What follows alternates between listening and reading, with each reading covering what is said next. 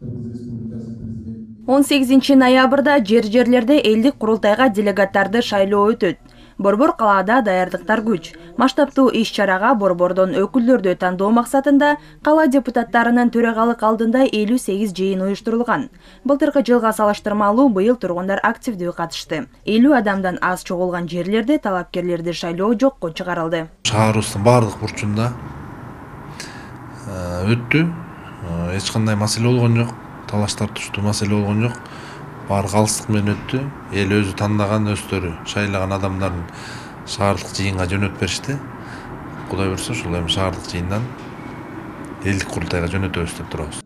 Жыйындарда көп добуш алган 500 талапкер тандалып алынды. Алар бир күндөн кийин өтө турчу шаардык жыйынга катышып, 60-ы элдик курултайга жолдомо алат. Мамлекеттик катчы Сүйүнбек Касманбетов элдик курултайды өткөрүү боюнча уюштуруу комитетинин кезектеги жыйынында Бишкек шаарынын мэри Айбек Жунушалиевке алдыдагы өкүлчүлүктүү жыйынды жогорку деңгээлде уюштурууну табыштады. Бардыгын дыкат жана мыкты уюштуруп, бирок өздөрү эч иш-чараларга катышпайт, шайланбайт жана шайлоого укуктары жок, таасир этүү укуктары жок. Ошонун баарына өзгөчө көңүл бурулуш керек. Ар бир жыйын 18-inde милдеттүү түрдө уюшкандыкта бир күндө өтүш керек. Уюштуруу комитетинин жыйынында курултайдын логотиби, өтүүчү жайдын жасалгалоо дизайны, регламенти жана мандаттар бекитилди.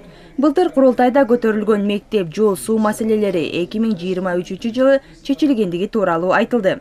Андан сырткары акыл ордосу коомду өнүгүүгө жетиле тургандыгы белгиленди. Экинчи элдик курултай жаңы кабыл алынган элдик курултай боюнча конституциялык мыйзамдын негизинде өтө турган курултайды бир жакшы деңгээлде өткөн биринчи курултайдагы айрым эске алынбай калган маселелердин баарын эске алуу менен бир жакшы деңгээлде өткөрөлү деген боюнча бүгүн экинчи Жакшынкай уюштуруу комитетинин кеңешмеси болду. Белгилей кетсек, негизги курултай 15 декабрда өтөт. Ага 7 региондон, 2 шаардан жана чет өлкөдөгү мигранттардан турган 700 делегат катышат.